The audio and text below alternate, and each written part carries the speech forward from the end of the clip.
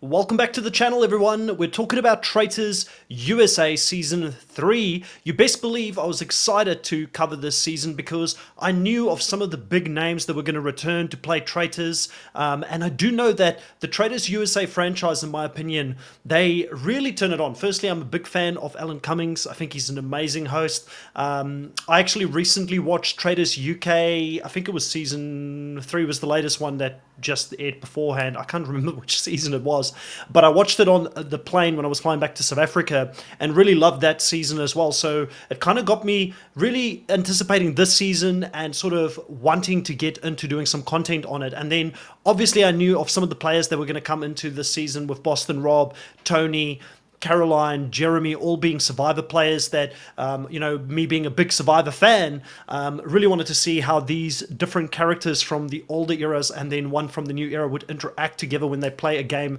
such as Traitors. And then also, I know a lot of people are 50-50 on Derek as a Big Brother player. Like, some people love him, some people don't like him. I think Derek is in the discussion when it comes to best to ever do it on Big Brother. He's only played Big Brother once, but on that one showing that he did win, he dominated it from the beginning to end and kind of created the strategy that Cody ended up taking sort of on board into the future season that he played in All Stars, and sort of helped him also become a winner through being mentored by someone like Derek. Derek is a really, really good game player. But we've got a lot to talk about on this first couple of episodes, and this is not a recap, by the way. I'm not going to go, this is exactly what happened. It's just going to be my general raw thoughts every week on what I saw took place on the episodes. If you're more interested in a classic recap live, Mucky, who's also one of the co-hosts here on the Nullified Take channel, has started his own channel. I will put a link in the description below and also in the comment section so you can go check it out. He did cover episodes 1, 2, and 3 in a full recap long format. So if that is something that you're interested in, please go show Mucky some love, subscribe to his channel, and support a small YouTuber who's just starting. Now, firstly, we need to talk about the way that Boston Rob came into this game. Everybody coming into the game together. He's one of the minions that have got the cloak on with the mask and nobody knows who he is. He stays back, and then the option is given by Alan to the players that they can allow for someone like Boston Rob to enter the game, and when they shake Alan's hand, it would mean that they would automatically have to eliminate someone else in the game. So the only person that we knew that was interested in doing this was Caroline. Caroline saw Tony as a massive threat. Tony is the GOAT of Survivor, for those who don't know, won it twice. And she wanted to take him out early, but she also knew that Boston Rob, even though he hasn't won the game twice, he won it once himself and then kind of dominated the season that his wife ended up winning. She knew that Boston Rob is probably at that level of Tony. And a lot of people would say that Boston Rob, especially when it comes to playing other types of game shows, is a bit more versatile than Tony. We've never seen Tony play a game outside of Survivor, but Boston Rob has been on other reality TV shows. He's been on The Amazing Race, where he did extremely well. He did really well on Deal or No Deal Island last season, and now he's seemingly doing extremely well in Traitors. But it's a big risk for someone like Boston Rob to enter the game, and obviously the players ended up deciding that this is not the direction that they're going to go. No one takes the deal. No one shakes Alan's hand, so that means that he's banished from the game, or doesn't even get to enter it, or so they thought, because Alan had a twist up his sleeve, basically. Alan, basically at the end of that first episode, talks to Rob, says, "You're not out of the game. Luckily, the players don't make the rules. I do. Plus, there's now a consequence with 2 other players that's going to enter the game." And I will have to admit, when I saw Derek, Wes, and Boston Rob as the 3 players that were going to come into this game, I was fist pumping, because I'm a massive Wes fan. I think Wes is one of the most entertaining players that has ever played the challenge. And, Wes saying that he's up there with Mount Rushmores from their respective franchise is an accurate statement, because, like I said, Derek is definitely one of the top 4 players to ever play Big Brother. Some people will argue he's the best. I would like to see him come back and play again. Like, we've seen Cody play twice, and I know a lot of people are going to say, how do you mention him? But he results-wise got to the end twice. Dan's got into the end twice, and then you've got Dr. Will that's in the conversation, and then probably Derek. And I will say, because some people might say there's some recent players that have played that are better, I don't really watch Big Brother anymore. So I think the last season I watched was like the All-Star season that Cody won, and then I kind of tapped out. So throw some names down there if you believe there are better players that we should be mentioning. Danielle Ryers, by the way, who's one of the Traitors, is definitely the best to never win, in my opinion, in Big Brother. But it was exciting. It was really exciting to see these three players that are going to enter the game. And in my opinion, even if they didn't end up, even if they ended up choosing for Rob to enter the game, I think Wes and Derek would have entered regardless. What would have most likely have happened is that the player that was eliminated would have been given the same opportunity that Rob got. So let's play hypotheticals here. Caroline goes up, shakes Alan's hand, says, Tony, you're out of the game because you're someone I can't trust. You're too big of a threat. I don't want to go up against you. Tony then goes into Rob's spot, goes into talk to Alan, and probably becomes a traitor with the likes of Wes and Derek in the three cages, and then re-enters the game. I think that's how it would have played out. I think that the format of the game was designed in a way there was always going to be 15 players in this game. So let me know your thoughts, and if you agree that that is most likely what would have happened if Tony was eliminated or someone else was eliminated in that moment. Another thought I have is about the players in general. I say this all the time when it comes to reality TV shows and when they bring back players. For me personally, in the first 3 episodes, it's been really hard to find anyone outside of the main players that I've enjoyed seeing on their franchises that I'm rooting for so far in this game. So any of the, is it called Desperate Housewives? Housewives? Any of the Housewives, I don't know them. I know Housewives can be entertaining, but I don't have a horse in the race when it comes to them. There's no one that I'm like, that's gravitating towards me. Obviously, Bob, we got a lot of content from Bob the Drag Queen as one of the Traitors. Absolutely loving him. Don't know him before the Traitors, but you know, he's bringing a certain level of chaos and drama to that Traitor role that I'm really enjoying, and we'll talk about that in a little bit more depth later on. And then Dylan as the new kid who wants to learn the strategy, who's being taken in by some of these big game players like Jeremy, Boston Rob, Wes, and all these guys. He seems like someone that could grow on me over time as well. I think he comes from one of those dating shows, but outside of that, I can't really think of anybody outside of the people that I know from Big Brother and Survivor and then The Challenge that I'm really shouting for this season. So having so many good players come into this show, I think is showing us something when it comes to the Traitors. Traitors at the moment, in my opinion, they're doing everything right. They are swinging for the fences when it comes to reality TV because they've brought back some of the best we've ever seen. Like, I mean, Sari Fields is widely regarded as the best Survivor player to never win. You've had Sandra Diaz-Twine, you've had Parvati, two of the Mount Rushmore best 4 players to ever play. Now you've got Boston Rob and Tony coming this season. They're clearly not afraid to just say, we want the best. We want to go and get the people with the biggest reputation, and we want to bring them into the franchise so that we can get more viewership, so we can get more eyeballs on the show. And to me, they're doing it right, because this is why Traitors has shown to grow. I think season on season, they're getting more and more viewers. More and more people are talking about the show. They're creating excitement and hype. And this is great for other franchises as well. This is great for Traitors UK. This is, if Traitors Australia would still do another season, I think that it kind of builds over to these other franchises as well. But they're doing it very differently to the other franchises, where they're going after well-known entities. They're going after people who they know are proven to make good TV. So they're actually getting reality TV royalty coming in to play the game. And I'm excited. I'm excited to see how the game is going to evolve now that you've got big game players coming into the season, like Boston Rob, like Derek, like Jeremy, like all these guys that have got so much experience. And even Danielle Reyes, what is she going to do? You know? And let's talk about the Traitors selection, because they end up choosing 3 Traitors to begin with at the round table.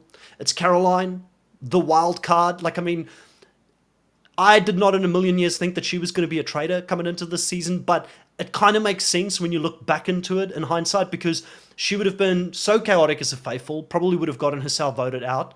But as a traitor, she's going to be that thing that I think she's going to be almost like an obstacle for them to work with at times. And I'm going to enjoy seeing the likes of Danielle, who's very strategic, Bob, who's clearly a very strong personality, and Rob, navigate Caroline and sort of try and play with her in this game. Like, it's an interesting, fun dynamic with these traders, and you see it right off the bat with her and Danielle just going head to head, having such different opinions and ideas of how they want to play this game.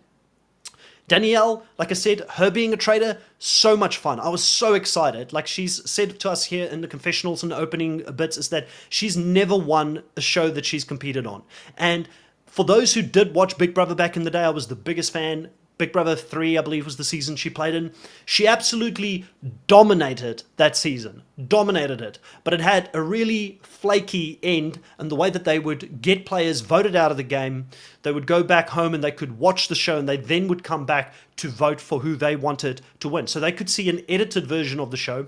They could see what Danielle was saying in the confessionals, where she was crap talking a lot of them, and they took it very personal, and they didn't vote for the best person. If they were in sequester, like we see in newer Big Brothers, where they don't see the audience reaction to a player playing the game, or they don't see the confessionals, they're not let into the mind and the secrets of what they are saying to the camera, I think Danielle could have won that season, and she was robbed in season 3. She then went up against one of the bests, and Dr. Will, who definitely outplayed her in All Stars. But I didn't watch the Brittany and Danielle interaction. The seasons I've watched, they've never played together, so I'm assuming it's Reindeer Games, which is like an offshoot show of Big Brother where they had the clash and where Brittany did end up backstabbing her. So that's obviously going to be a big part of this season. You can already see the interactions between the two of them, and that looks quite emotional. But I really am enjoying Danielle. But one of the things I enjoyed the most about Danielle is her thinking that she is putting on an A-tier performance when it comes to acting every time they go into breakfast, and she's putting on the waterworks, and she's being extra. And then a lot of people clocking her, a lot of people knowing that something is not quite feeling right with Danielle. So she is overplaying probably at the moment, and I think that is something that Bob is doing as well. Bob is also very extra, seeing them put on the waterworks, seeing them cry, Bob and Danielle aggressively trying to target other people. It's only going to be a matter of time where people are going to put 2 and 2 together, and they're going to say, well, Danielle and Bob, they're clearly the ones that are leading the charge and voting for all these faithfuls, and they're all going home. They're constantly getting it wrong. At some point, they're going to have to take a step back and play a bit of a more subtle game. This is the perfect smoke and mirrors for someone like Boston Rob to step into when he comes into this game as a traitor. You know, Boston Rob knows how to play his threat level. I think he's not going to overplay his hand. He did a masterful thing here in voting Tony out early in the game, even though, you know, it obviously got me in the heart seeing that play out because I'm such a big Tony fan, and he can say, like, I honestly thought something was sus with Tony. Tony's not talking to me. He's not playing game. Again, Boston Rob's going to use those two people. He's going to use them as a smokescreen. I can see him kind of working with Caroline to a certain degree, and for there to be some sort of a survival loyalty within that foursome. I haven't seen it yet with Boston Rob because he's willing to cut anyone and will cut anyone to the end of the game. But I'm so intrigued to see how this season's going to play out with someone of his caliber stepping into the role of traitor. Another person that is living up to their reputation, someone that I found exciting to watch in this first episode, was Derek. Derek clocking onto the fact that Boston Rob is potentially a traitor, or Wes is potentially a traitor. I think that's very smart gamesmanship from Derek. Derek is someone that's always going to look at all angles, but I'm fearful for Derek that he's probably going to see the same end to his game like Tony. I've always said Traitors is one of those games where if I had the opportunity to play it, I don't know if I would say yes. I probably would say no. I mean, you should always say yes to any opportunity, right? But I feel like it's such a lopsided game in favor of a traitor. It's a lot easier to play the game when you actually have all the information. But when you're a faithful, it doesn't take much for people to suspect you or for you to do something wrong. You're saying too little, you're saying too much, you coughed or looked away when something happened. Like, it's just random sometimes where you can get taken out and sniped as a faithful, and you're a sitting duck where the traitors are hunting you. So for someone like Derek, similar to Tony, that's got a massive reputation in the game, I just think that they would become easy targets to potentially get out of the game. But I also think that Derek is a smart enough player to know that if you want to stay in the game, if you clock a traitor, like he now knows or believes maybe Wes or Boston Rob to be one, you want to have that person close to you in the game, because if you're someone that the traitor believes is not onto you, and you're kind of doing their bidding and you're playing with them, they'll probably take you deeper into the game. And it's a good defense strategy against a traitor. But if you call somebody out outright before there's enough other people who's suspicious on it, it could be a very short ticket for you or short ride back home at the end of it. So I think Derek is smart enough to do that. So I'm really excited about the whole prospect of seeing him play this game. Another person, Wes, I mean, coming into the game, he's looking for those angles that he can work himself into, and he found the survivor angle. Obviously, they've now lost a player in Tony, but I still think that there is some real strength in that potential alliance with Jeremy, Boston Rob, Caroline, and then also I think Derek will sort of fit into that and be a middle person to the Big Brother side. But I can see the competitive reality TV side really ganging up against the Bachelorettes, the Housewives, and things like that, which will make it a very entertaining show towards the end. But you also want, as a trader, to have some lambs to the slaughter, people who are not as in tune with the social, strategic sort of game that is being played. So it's going to be interesting to see where they pivot, the traders, when they take people out. Okay, lastly, I wanted to touch on Tony leaving the game so early. Obviously, Tony is the GOAT, and he will always be the GOAT of Survivor. I don't care what people say. I think he has proven himself there to go up against the best to ever do it and beat all of them out.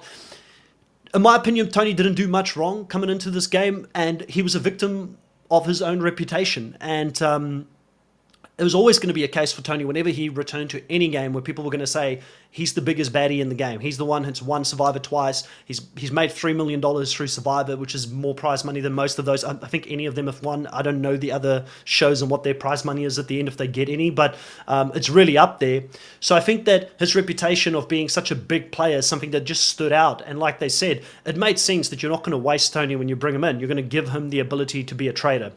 I think I was a bit surprised when he didn't get the trader gig, but it made sense when Rob was the other person who got it in the end.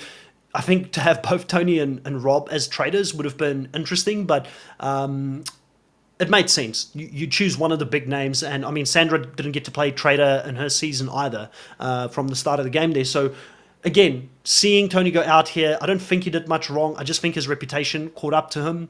People were clocking him on that. And then at the end, they were going to take a stab. And the whole interaction between Boston Rob and Tony, I think Tony was really hurt by this whole thing, saying, you absolutely backstabbed me in this moment. You're a sellout.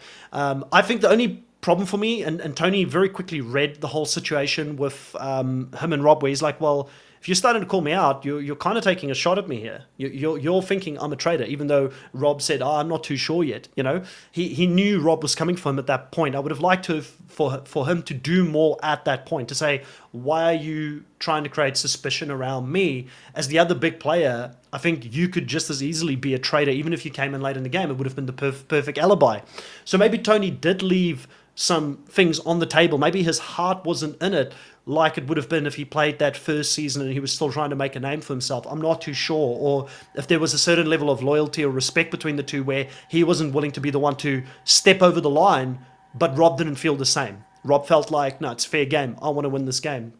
And to me, it makes complete sense that Rob did it, because you get rid of someone that is very good at these types of games, who can read people extremely well and may catch on to you. For Rob, there must be an element of him in the back of his head thinking, I used to be the GOAT. I used to be the guy that everybody said was the best to ever play the game. And now I've got a shot at the other person that people think is the GOAT of Survivor. So an ego thing could easily have come in, and it could have been a case of him just trying to take someone out to get one step further. To me, if I was Rob, you almost want Tony in the game, because people will always look at Tony before they look at him, or potentially they've got an equal threat level in the game. So taking out a big threat like Tony will definitely change the dynamic somewhat. And I'm not too sure if I understand why he kept Bob in the game. Like, he said he needed to protect the traitor in this round, and I don't understand why. Is it because he's afraid of the unknown and who could potentially become a traitor if they had to recruit somebody? I don't know, because I thought that he looked at that group and he said they're very dysfunctional, and Bob is a strong personality, and it's going to be a case between him and Bob fighting for control for that traders group, for where they're going to go. So it was not fully explained as to why he didn't want to take a shot at another trader this early in the game. I'd like to know your thoughts. What do you think? Do you think that Rob made the right decision taking Tony out so early in the game? To me personally, I feel like it's a show of respect. Tony, you're one of the baddest to ever play any really in a good way. You're one of the best to ever play this reality TV sort of game shows that is out there. So let's take you out of the game early on. And if they did keep him in, it's almost like disrespectful. Like, he could still run circles around you. The last person I didn't get to talk about much, and I know it's just a lot of different people and observations that I had in this episode, was Jeremy clocking both Bob and okay, I don't think he actually clocked Bob. He clocked Danielle, and I think if he knows that Bob went back to Danielle, if that ever gets back to him, he'll clock also that Bob could be a traitor as well. Jeremy is a great player of Survivor, and I think Jeremy is in a great position where people are not going to necessarily think he's a traitor, and he's kind of playing that middle field pretty well. He could work with Rob to a certain degree. Rob could keep him safe. I don't think Rob will want to lose all of his Survivor numbers early in the game. So everything is set up for this to be a great, great season of Traitors. Even though we lost a good casting person here in Tony so early on, I think this season is going to be phenomenal. I can't wait to get to know some of these new players a little bit better. And obviously, moving forward, I believe it's one episode a week, so it's going to be easier to cover here on the channel. I'm going to be back each week to give my raw thoughts on the episodes and everything that's happened. If you like this kind of content, please hit a like on this video, comment below with your favorite moment of this episode, and let me know, who do you think is going to outlast each other in the Traitors? Is it going to be Boston Rob, Carolyn, Bob, or Danielle? And who are you shouting for at the moment? For now, thank you so much for watching.